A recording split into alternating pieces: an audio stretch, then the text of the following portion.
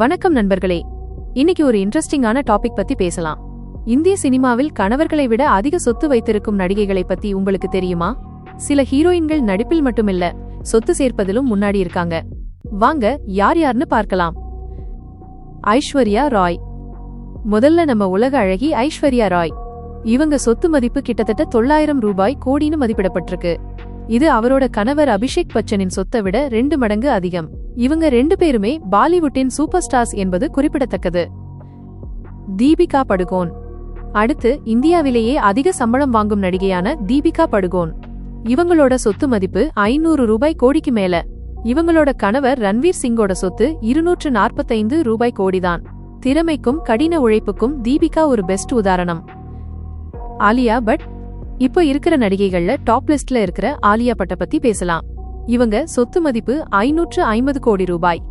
இது அவரோட கணவர் ரன்பீர் கபூரோட சொத்தை விட பல மடங்கு அதிகம். ஒரு படத்துக்கு 15 கோடி ரூபாய் வரை சம்பளம் வாங்குறதா சொல்றாங்க.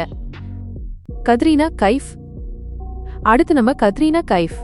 இவங்களோட சொத்து மதிப்பு 224 ரூபாய் கோடின்னு மதிப்பிடப்பட்டிருக்கு. இது அவரோட கணவர் விக்கி கெலிஷலோட சொத்தை விட அதிகம். 2021ல இவங்க கல்யாணம் பண்ணிக்கிட்டாங்க. பிரீத்தி ஜிந்தா. நடிகையும் IPL அணியான பஞ்சாப் கிங்ஸ் அணியின் உரிமையாளருமான பிரீத்தி ஜிந்தா. இவங்களோட சொத்து மதிப்பு 183 கோடி ரூபாய். இது அவரோட கணவரை விட அதிகமா இருக்கு.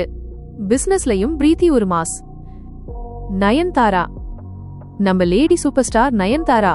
இவங்க சொத்து மதிப்பு இன்னும் துல்லியமா தெரியலனாலும் கணவர் விக்னேஷ் சிவனோட சொத்தை விட அதிகமா இருக்கும்னு எதிர்பார்க்கப்படுது. விக்னேஷ் சிவனோட சொத்து 50 ரூபாய் கோடிக்கு மேலன்னு சொல்லப்படுது. நயன்தாரா ஒவ்வொரு படத்துக்கும் கோடிக்கணக்குல சம்பளம் வாங்குறாங்க. பிபாஷா பாசு.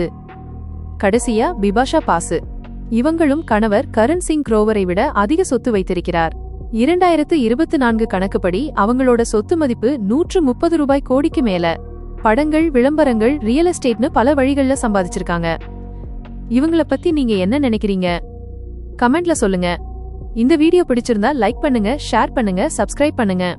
அடுத்த வீடியோவில் சந்திப்போம். நன்றி.